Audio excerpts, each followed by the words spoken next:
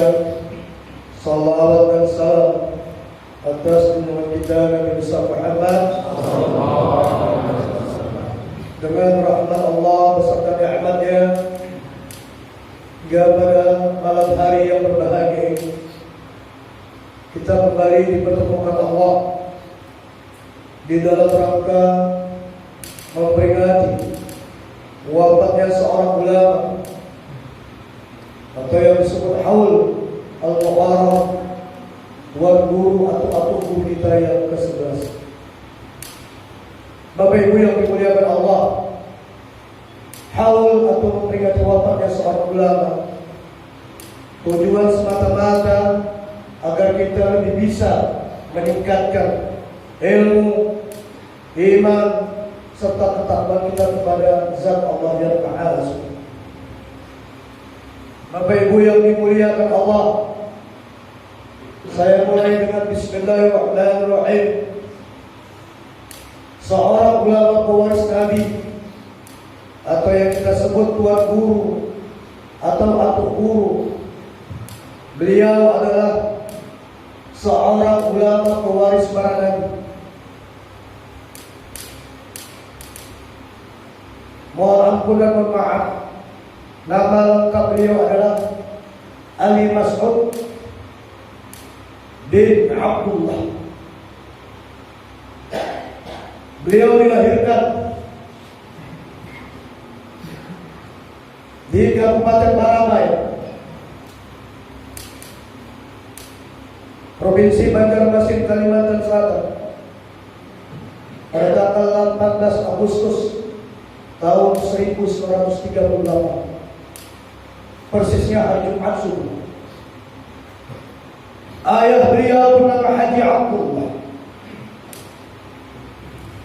ibundanya bernama Haji Hasanah, asli keturunan Banjarmasin.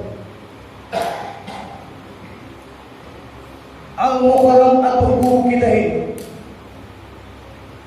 adalah keturunan yang ke-7 dari silsilah Syekh Muhammad Arsad Al-Banjari atau bergelar Datuk Kalampayan.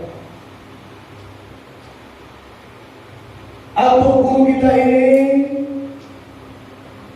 silsilah nasabnya dari seorang wali Allah yang bernama Tuan Syekh Abdul Rahman Siddiq Al-Banjari At-Tabdilahan atau yang digelar Datuk Syafat di Indragiri, Hulu, Pekanbaru.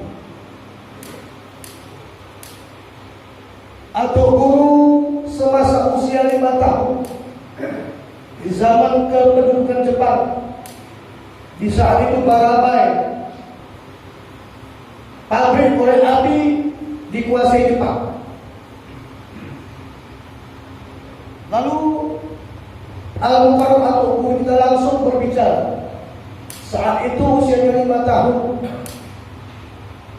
Penduduk orang sekitar tempatnya bermukim sangat kesulitan dengan korek api, karena korek api dikuasai pasukan Jepang. Setahu bagaimana Bapak Ibu, Al-Muharram atau guru itu mengambil kaca senter. Dia tengok ke matahari, dia taruh ke bubuk kayu. Tak lama kemudian terbakar bubuk kayu serbuk.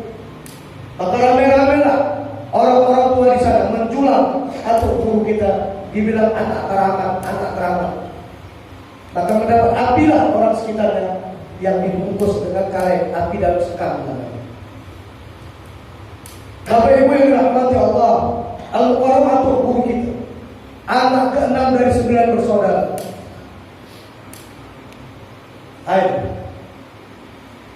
ini kita sampaikan agar semua kita jemaah majelis ilmu Fardu Ain tahu betul dengan seorang ulama ini yang mengajarkan ilmu Fardu Ain. Jangan hanya sebatas mengaku tapi tak tahu siapa seorang ulama ini. Itu. Ini semua termasuk untuk menambah kecintaan kita kepada Allah dan kepada Nabi kita Muhammad Sallallahu Alaihi Wasallam. Semasa Al-Muharram atau guru berusia 7 tahun, Dalam catatan autobiografinya, Al-Mukarram atau guru sejak usia 7 tahun sudah hafal Al-Quran, tidak pernah tinggal sholat. Ayo berkisah remaja Bapak Ibu. Al-Mukarram atau guru kita hijrah dibawa orang tua kemana?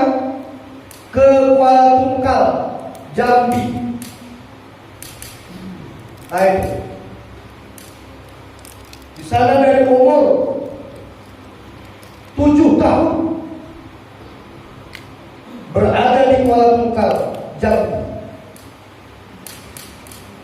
Beliau langsung diasuh, dibimbing oleh anak wali Allah yang bernama Syekh Samsuddin bin Abdurrahman Siddiq atau Bilal Al-Banjari. Sejak umur 7 tahun di Kuala Tungkal, Al-Mukarram dididik, dibimbing langsung oleh Syekh Samsuddin yang merupakan adik emaknya. Jadi hajah sana, ibunda atau guru kita itu adalah anak dari Syekh Abdurrahman Siddiq atau Bilal. Memiliki adik bernama Syekh Samsuddin. Dibimbinglah Al-Mukarram atau guru kita. Tengah malam dibangunkan, secara khusus diajarkan Syekh Samsuddin. Kemudian setelah menginjak dewasa, orang tua beliau hijrah kembali. Kemana? Ke Perbauman. Di mana itu? Di desa Melati, Gang Randu 3. Di sana bersama abang dan adiknya Al-Mukarram atau guru hijrah. Sampailah ayahnya Haji Abdullah dan ibundanya Haji Sanad wafat. Lalu Al-Mukarram atau guru kita tetap diasuh oleh Syekh Samsuddin, datang dari Kuala Tungkal ke Perbauman. Diajarkanlah Al-Mukarram atau guru kita dengan berbagai ilmu, terutama ilmu ushul. Lalu Syekh Samsuddin ini membawa Al-Mukarram atau guru kita ke ratusan dan ribuan ulama yang ada di Perbauman, yang ada di Tebing, diajarkan, dititipkan Al-Mukarram atau guru kita oleh Syekh Samsuddin. Lebih kurang Bapak Ibu dalam autobiografi Al-Mukarram atau guru 13 tahun digembleng Syekh Samsuddin berpulang. Al-Mukarram atau guru terus berdakwah dari masjid ke masjid, dari satu masjid ke satu masjid di kota Perbauman. Lalu sekitar tahun 1958, di usianya yang ke-20, Al-Mukarram menikah dengan seorang wanita di Perbauman yang bernama Samsiah. Dari hasil pernikahan ini, Al-Mukarram atau Gurita mendapatkan satu anak laki-laki yang bernama Abdul Yamin, anak tunggal. Seiring waktu yang bergulir, istri Al-Mukarram atau Gurita, Allah yarham Samsiah, berpulang. Tak lama kemudian, anak tunggalnya bernama Abdul Yamin menikah dengan seorang wanita suku Jawa bernama Tumi, mendapatkan 2 anak perempuan yang bernama Wati dan Wahyu. Ada beberapa jemaah yang sudah jumpa cucu Al-Mukarram atau guru kita di Perbauman. Habis keturunannya itu, tidak ada garis keturunan. Lalu Al-Mukarram atau guru mendapatkan petunjuk untuk mencari seorang ulama ketuhanan di Selesai Binti. Maka Bapak Ibu ketahui, dari Perbauman sampai ke Selesai, naik sepeda habis subuh sampai sana tengah hari. Belajarlah beliau dengan seorang ulama ketuhanan yang merupakan wali Allah, Syekh Haji Usman. Ada beberapa jemaah yang sudah kesana. Umurnya 102 tahun meninggal. Belajarlah dia di tempat Syekh Haji Usman. Bapak Ibu, karena jauhnya antara selesai dan berbangun, Al-Mukarram singgah di tempat murid Haji Usman yang senior, yaitu Khalifah. Dasar namanya Khalifah Mansur. Menginap di rumah Khalifah Mansur 2-3 hari. Disitulah Atuk Guru bertemu dengan Mama Jati yang bernama Arba'iyah. Itu. Ya kita tahu Mama Jati namanya Arba'iyah sebenarnya. Karena seringnya Al-Mukarram Atuk Guru berusul dengan Khalifah Mansur, ayah Mama Jati, yaitu yang bernama Arba'iyah. Mama Jati datang parahnya, asik datang aja, asik datang membuat kopi. Aku yang capek, kita Mama Jati. Suatu malam aku sakit perut, datang ayahku ini, kata Mama Jati, minta tolong guru saya. Entah apa yang dibacakan guru saya, aku minum, besok aku jatuh cinta.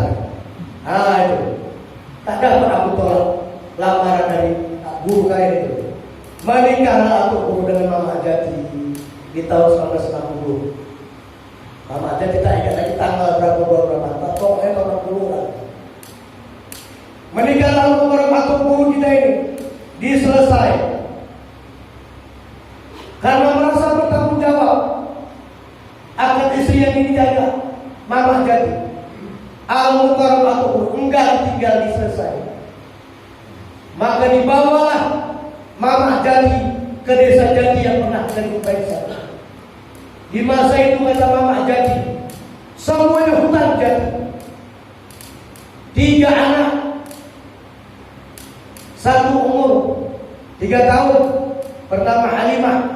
Itu 1 umur 2 tahun Muhammad yang di Batam. 3 mengandung Siti Aisyah. Aku kalau gini bang, pulang aja ke orang tua. Dia apa kata aku, guru apa yang kau tidak betah? Mana aku betah tinggal? Tidak ada rumah, ada kelambu. Alasnya cuma 3 pandai. Lalu kata Al-Mukarram Atuk Guru kita, menurut cerita Mama Jati, sudah kalian tidur. Tidur aja kalian. Malam itu Al-Mukarram Atuk Guru kita menyiapkan rumah dalam 1 hari 1 malam. Maka Mama Jati habis subuh terkejut, nengok rumah beratapkan dinding, beratapkan tepas, beratapkan rubia, berdindingkan tepas, bertiangkan bambu. Itu. Maka terkejutlah Mama Jati ketika kemudian sedang. Siapa yang buat ini? Abah Halimah, malaikat kan? 1 hari. Karena di masa itu saya katakan kepada Al-Mukarram Atuk Guru, saat itu Atuk Guru masih berjalan di ilmu kewalian. Dia masih memegang jabatan waliullah. Itu. Atuk Guru kita ini pindah ke Jati itu disebabkan tak mau mengajarkan ilmu ini. Dia maunya beternak, berkebun tanpa diketahui oleh orang banyak. Semasa Al-Mukarram Syekh Usman mau wafat, diberikanlah 3 amanah kepada abang seperguruan Atuk Guru, yang kedua kepada Al-Mukarram Atuk Guru, dan yang ketiga kepada adik seperguruan Atuk Guru. Murid Syekh Usman hanya 73 orang. Di masa itu diselesai. Mama Jati menunjukkan ternyata jauh, bukan di makam Syekh Usman itu, tapi jauh dalam di rawa-rawa.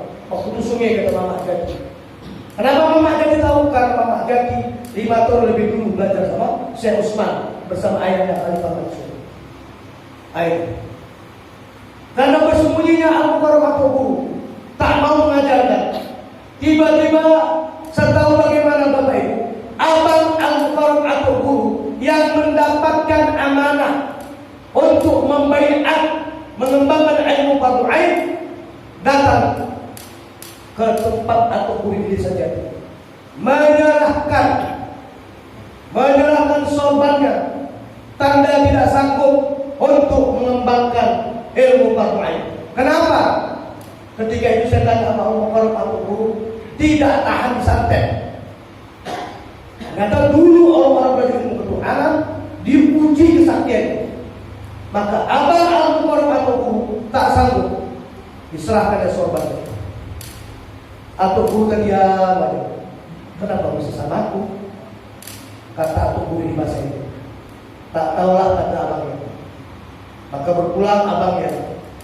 6 bulan kemudian menurut atau guru, datang lagi hadis berturut atau guru, menyerahkan jubahnya. Kaulah bang yang mengurusan ilmu ini. Kenapa kau tak mau? Aku diusir dari kampung, difitnah, dikatakan kajiku sesat. Aku tak tahan. Maka mau tak mau Bapak Ibu, yang awalnya atau guru hendak menyendiri tanpa mau mengajarkan, akhirnya dia terima amanah itu. Dia jalankan Bapak Ibu dari tahun 1967 sampai 2011, 68, 43 tahun. Kemudian Bapak Ibu, Al-Mukarram atau guru mengajarkan di Desa Jati. Di situ datanglah seorang janda bernama Ibu Rusmini Boru dari Putih. Mama Jati yang memiliki anak 7. Pertama Halimah, kedua Muhammad, ketiga Siti Aisyah, keempat Ismail, kelima Abdul Karim, keenam Arifin, dan ketujuh Ahyar, memperhatikan Ibu Rusmini. Rajin betul Ibu Rusmini. Mama Jati sudah tua, tak sanggup lagi melayani jemaah-jemaah. Maka dipanggilnya Ibu Rusmini, yang dipanggil Ibu Ani, Boru dari Putih. Sini kau Ani, ada apa kak? Kau mau nikah? Sama siapa? Sama suami pula kan? Enggak ada kata. Iya, putra kau rajin kali. Setiap kali mau gurumu, belum pulang gurumu, berarti mengajar kau belum pulang. Kau nikah kau mau kan? Pertama Ibu Ani itu dikenal Mama Dara, menolak, tapi dibujuk oleh Mama Jati. Dibilang yang batu, oh bang, itu si Ani, jodohkan apa ya? Aku udah tak tahan, udah tua. Sudah kata tuh, beli cincin, belilah cincin, 2 biji, 5 gram. Yang ini untukmu, kata tuh guru kepada Mama Jati. Yang 5 gram ini kau pinangkan, si Ani. Dipinanglah Mama Darat atau Ibu Ani oleh Mama Jati. Langsung dinikah. Dari pernikahan Al-Mukarram atau guru kita dengan istri yang ketiga bernama Rusmini dari Munte atau Mama Darat, dapatlah 10 anak. Yang pertama 7. Dari Mama Jati 7. Dari Mama Darat 10. Yang pertama bernama Tati, 2 Khadijah atau Ijah. Ini kenal ya, masih Ijah. Ketiga Maisarah, Cimai, istri Syaris. Keempat Hasan, itu Hasan, RT yang sekarang itu. Kelima Yudi. Keenam Afifuddin, Apep. Ketujuh Anabi. Itu kelima. Kedelapan Dede. Itu. Kesembilan Umi Salamah. Itu. Ke-10 adik kecil 10. Itu. Tati yang Khadijah, Maisarah, Hasan, Yuni, Afifuddin, Anabi, Dede, Umi Salamah, adik kecil 10. Ditambah anak tiri dari bawaan Mama Darat 2, Ilyas dan Yusuf. Jadi yang pertama berapa? 7. Yang kedua 12. Berapa itu? 12. Seiring waktu yang bergulir Bapak Ibu, tersenyum-senyum Mama Jati dengan Mama Dara. Aku pun heran, kenapa kalian berdua tersenyum-senyum? Ada bah yang kami sampaikan. Apa? Ada janda itu bah, ditinggal suaminya. Kesian betul kan dia. Mau kami angkat derajatnya karena dia memegang anak yatim. Apakah dapat petunjuk untuk membimbing anak yatim? Siapa? Kata Atuk Guru. Ini cerita Atuk Guru ini. Itu pembantu Haji Musadek Pak. Ada cuma kita namanya Haji Musadek. Apa itu tengok dulu? Ditengok, diajak baiat. Habis diajak baiat, sebulan kemudian Mama Jati sama Mama Dara minta izin sama Allah Warahmatullahi. Oh, kami pinangkanlah. Siapa? Itu pembantu Musadek. Namanya Sapiah. Itu yang belakangan kita sebut Mama Surau. Ambil lagi cincin 3, 5 gram. Yang satu dimasukkan atau guru di jari manis Mama Jati, kedua Mama Dara, yang ketiga kalian pinangkan ini kepada Mama Surau. Itu nama Sapiah. Terkejut-kejut Mama Surau. Tak pantas saya seorang pembantu janda. Tidak pantas. Kami ridho, kami ikhlas. Itu. Rumah masalah mana berani? Kau dibaca oleh kawan. Tapi lain dengan isi ulama. Dari Mama Surau atau guru menanggung anak yatim.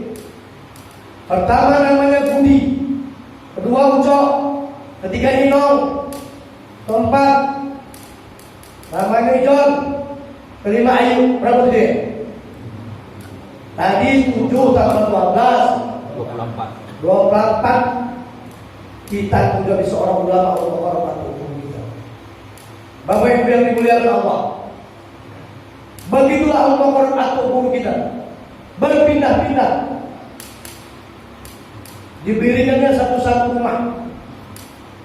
Itu. Lalu saya tanya, apa rahasia Mama Jati kenapa menikahkan aku? Malu aku. Saya bujuk-bujuk ketika itu baru diceritakan. Tahu-tahu Krishna, kata Mama Jati. Mohon maaf aku. Ini mohon maaf aku. Jangankan aku disetubuh aku. Jangan gini. Tenang rasa aku sejuk. Makanya aku mau membagi kebahagiaanku kepada wanita-wanita lain. Aku nggak usahakan. Coba gini kita. Bertahu kita bercanda Mama Jati itu. Enak aja kau yang sosok. Aku aja ini. Mama Jati itulah rahasia. Dipegang ini aku bisa, udahlah, nggak tanggung tenang yang itu. Sejuk kali mata hati. Entah apa yang aku itu. Makanya aku bagi tugas saya itu. Ini bisa juga contoh dengan Mama. Kalau suami mau nikahin, nggak apa-apa. Asal jangan neraka jadi dipegang. Baik Bapak Ibu yang rahmati Allah. Atau guru tidak pernah berhentinya memperjalankan ilmu yang diajarkan.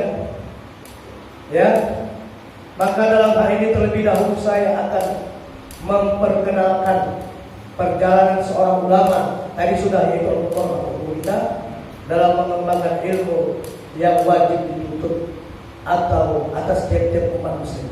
Sebagaimana sabda Nabi kita Muhammad sallallahu alaihi wasallam, "Talabul ilmi fariidatun 'ala kulli muslim." Rawahu Imam Ibnu Majah. Bermula menuntut ilmu itu fardu ain atas tiap-tiap kaum muslim. Baik muslimah yang laki-laki, baik muslimah laki-laki maupun muslimah yang perempuan yang akil balik serta berakal sehat.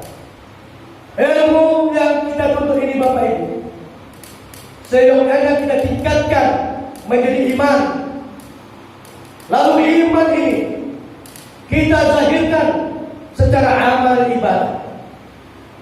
Jadi amal ibadah Bapak Ibu tanpa ilmu dan iman, maka semuanya akan sia-sia. Seperti mayit yang tak bernyawa.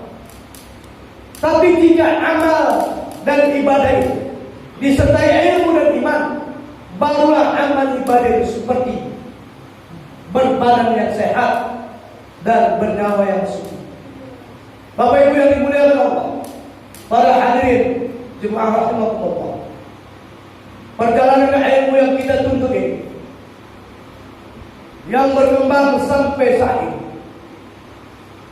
semata-mata adalah kita untuk melanjutkan sunnah Rasulullah Sallallahu Alaihi Wasallam, yaitu perbuatan Rasulullah yang disertai ilmu. Jadi Bapak Ibu, terlebih awal saya sampaikan dari mana ilmu yang sebenarnya. Itu apa tujuannya?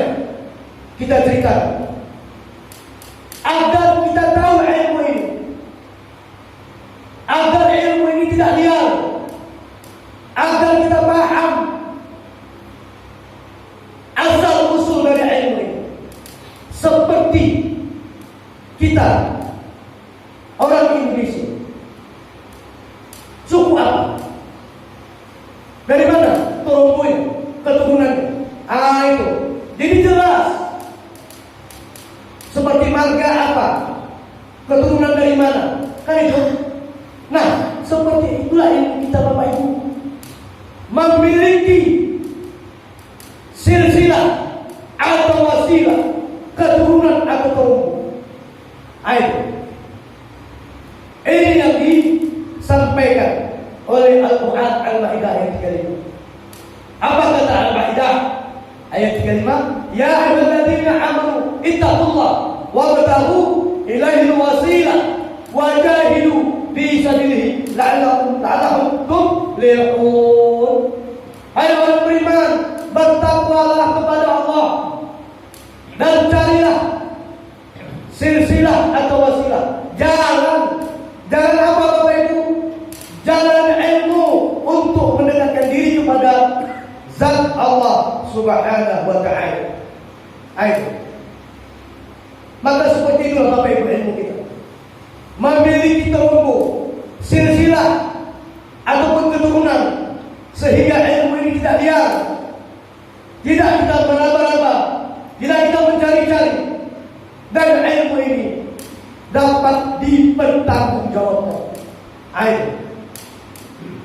Ilmu kita ini disebut ilmu fardu ain. Ilmu fardu ain ini adalah pelajaran hakikat. Itu. Pelajaran hakikat. Hakikat ini Bapak Ibu tidak dapat diceraikan dengan syariat. Itu sebagaimana kata Nabi kita Muhammad sallallahu alaihi wasallam, "Innallaha la yanzuru ila suwarikum wa amwalikum, walakin yanzuru ila qulubikum wa a'malikum." Sesungguhnya kata Rasulullah, Allah Subhanahu wa taala tidak memandang tampang rupamu, harta bendamu, melainkan kata Rasul, Allah itu memandang hati kamu dan perbuatan kamu. Hati kamu itulah hakikat dan perbuatan kamu itulah syariat. Maka tak bisa syariat dan hakikat dipisah ceraikan. Ini yang dikatakan para wali Allah dan Al-Quran atau hukum kita. Wa syari'atu bila hakikati atilah, wal hakikati bila syari'ati batilah. Bersyariat tanpa hakikat hampa, dan berhakikat tanpa syariat batil, salah. Maka Bapak Ibu yang dimuliakan Allah, kalau kita hanya menuntut ilmu syariat, yang kita ketahui hanya bumi, langit, api, angin, air tanah, tumbuh-tumbuhan, makhluk, serta hewan, itu saja yang kita tahu. Tidak tahu kita itu Allah, tidak tahu itu kita Tuhan, hanya menyebut hamba Allah, hanya menyebut Tuhan, tapi tidak tahu siapa itu diri Allah, siapa itu Zat yang Maha Suci, siapa itu Tuhan. Ayat yang disyaratkan Allah dalam Al-Quran surat Al-Luqman ayat 25. Wala in sa'altahum man khalaqas samawati wal ardh la yaquluna Allah qul alhamdulillah bal aktsaruhum la ya'lamun. Dan jika kau tanyakan kepada mereka, siapa yang menciptakan langit dan bumi, tentu mereka akan menjawab Allah. Katakanlah segala puji hanya milik Allah. Akan tetapi kebanyakan mereka tidak tahu. Ini kalau hanya sebatas isyarat, tidak akan ketemu, tidak akan kenal dan tahu siapa itu Allah. Maka Bapak Ibu dirahmati Allah, ilmu menyangkut ilmu hakikat, hakikat dan ma'rifat. Ketika ilmu yang digabungkan di dalam ilmu fardu ain, kalau syariat tersendiri dia, itulah yang disahirkan, itulah yang dinyatakan, itu yang banyak diketahui orang awam, hanya syariat semata-mata. Bapak Ibu yang dimuliakan Allah, kalau hanya kita bersyariat, maka kita akan buta hati kita. Butalah hati di dunia, maka butalah hati kita di akhirat. Sebagaimana Al-Quran menjelaskan dalam Al-Isra ayat 72. Wa man kana bi hadhihi a'ma bahwa bil akhirati a'ma wa adallu sabila. Dan barang siapa kata Allah yang buta hatinya di dunia ini, maka di akhirat jauh lebih buta, bahkan tersesat jalan. Itu. Apabila buta mata hati kita di dunia, maka pastilah buta kita di akhirat. Tidak dapat kita menikmati akhirat karena buta mata hati kita. Jadi Bapak Ibu yang dimuliakan Allah, para hadirin jemaah yang dirahmati Allah, sekarang inilah Bapak Ibu, sekarang inilah saat dan waktunya. Kalau kita dianugerahkan Allah untuk memiliki kesempatan guna mengobati mata hati kita yang buta, kalau buta, dan mengobati mata hati kita yang berpenyakit, jika berpenyakit. Ini yang dikatakan Allah, fi qulubihim marad fazadahumullahi marad. Ada pada hati mereka penyakit yang Allah tambah penyakit hati mereka lebih parah. Maka Bapak Ibu yang dimuliakan Allah, para hadirin jemaah yang dirahmati Allah, ambillah karunia Allah ini, ambillah anugerah kesempatan Allah ini untuk kita membuka mata hati kita. Apabila terbuka mata hati, maka kita dapat melihat bermusyahadah, terbukalah hijab, maka kita melihat wajah Allah yang laisa kamitslihi syai'un wa huwa samiul basir. Apabila terbuka mata hati kita, dapat kita melihat Tuhan, maka ini yang dikatakan sebenar-benar ma'rifat. Bapak Ibu yang dirahmati Allah, maka ketahuilah oleh ilmu kita ini bukan ilmu yang liar.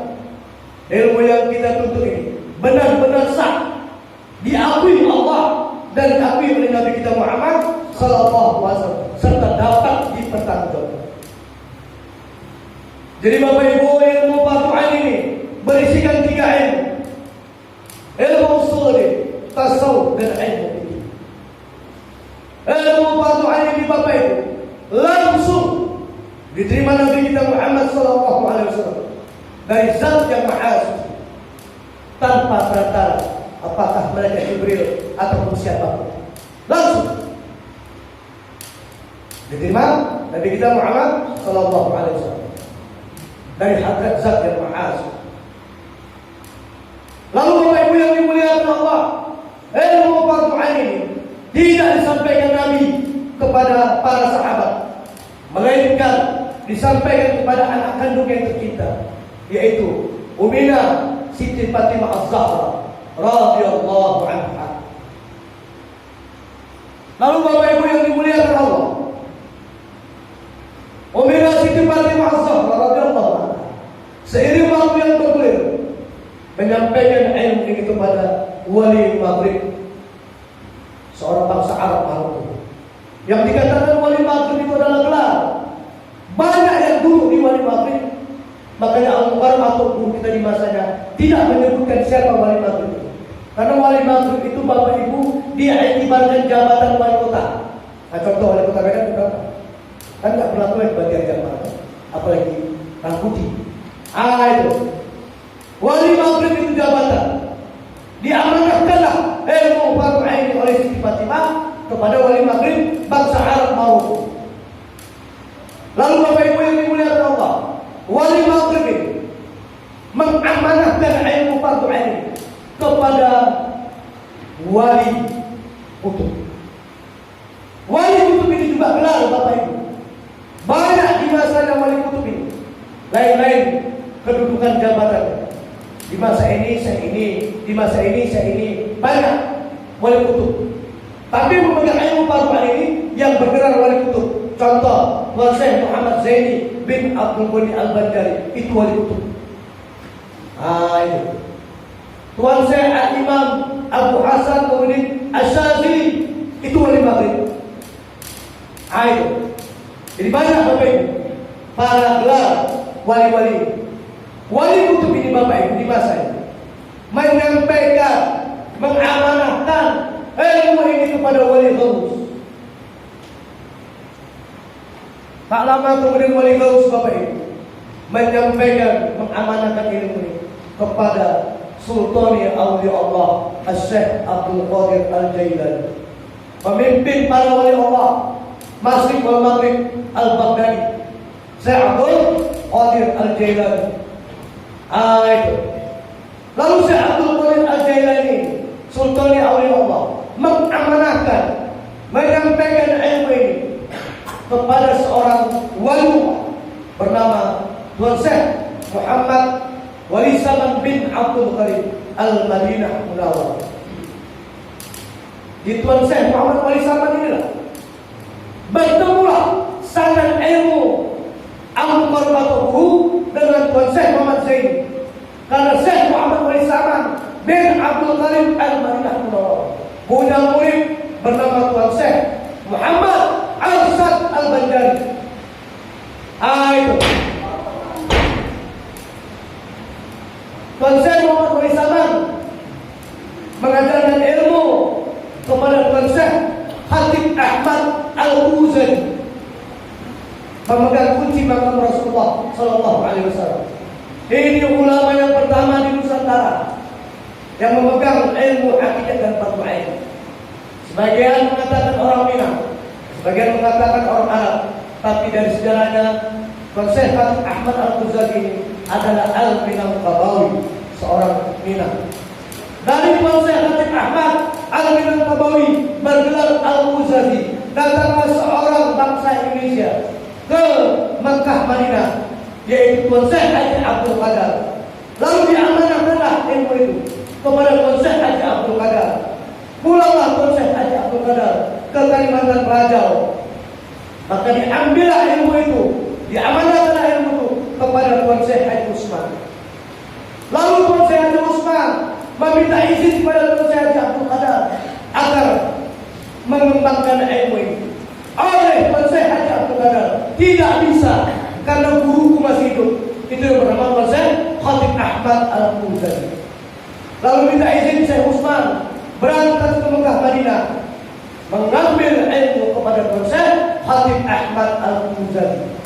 Dua guru Syekh Usman, Syekh Haji Abdul Qadar di Kalimantan Rajau dan Tuan Syekh Khatib Ahmad Al-Uzani di Madinah dan Mekah. Begitu selesai 5-6 tahun Tuan Syekh Haji Usman belajar sama Khatib Ahmad, balik ke Kalimantan Rajau. Oleh Tuan Syekh Haji Abdul Qadar disuruh hijrah, jangan ada satu kandang dua harimau. Tidak boleh, karena itu nurun silsilah ilmu. Maka hijrahlah Syekh Haji Usman menggunakan perahu sampan ketika itu ke Bahoro yang saat itu masih bisa dilalui oleh kapal. Menetaplah, diselesai, dibukalah majelis ilmu itu. Salah satunya adalah Al-Mukarram atau guru kita. Al-Mukarram atau guru kita satu-satunya yang terakhir daripada murid Tuan Syekh Haji Usman. Kalau dimisalkan alat negara, tidak ada lagi yang satu lagi dengan Al-Mukarram atau guru kita. Hanya Al-Mukarram atau guru satu-satunya. Dari Al-Mukarram atau guru, maka berkembanglah ilmu ini sampai detik ini. Silsilah berapa ini? Silsilah ke-12. Akhirnya dikembangkan ke silsilah orang, ke silsilah 13. Silsilah ke-12 dan 13 disebutlah orang beriman. Itu. Itulah Bapak Ibu, perjalanan ilmu tidak usah dilakukan lagi. Kita pasti meluncur ke hadirat Allah dengan melewati silsilah ilmu laduni dapat dipertanggungjawabkan. Tidak bisa kita langsung kepada Rasulullah. Maka batal bila ada yang mengatakan kita langsung kepada Rasulullah, batal hadis Rasulullah. Riwayat Imam Bailani dalam kitab Sirul Al-Asrar karangan Syekh Abdul Qadir Al-Jilani. Apa kata Syekh Abdul Qadir Al-Jilani menukilkan hadis Rasulullah? Apa kata Rasulullah? Ana minallah wal mu'minuna minni. Hanya aku dari Allah, orang beriman itu dari diriku.